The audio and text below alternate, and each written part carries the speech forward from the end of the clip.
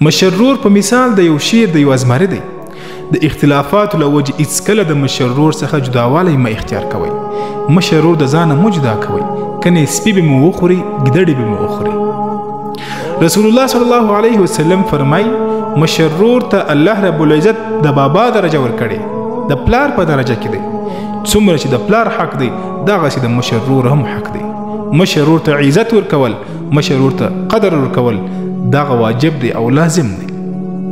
او کم چې مشران ورونه دي هغه دې پر دې خپلو کشرانو باندې شفقت کوي، ځکه رسول الله صلی الله علیه وسلم فرمایي کم مشران چې پر خپلو کشرانو باندې شفقت نه کوي هغه زموږ څخه نه دي، یعنی هغه زموږ د جماعت څخه نه دي. او کم کشران چې د خپلو مشرانو عزت نه کوي هغه هم زموږ د مسلمانۍ د جماعت څخه نه دي، هغه د مسلمانانو کې شامل نه دي. الله اکبر. دا یو ښایسته پیغام دی، خامخا یې در سره شیر کړئ.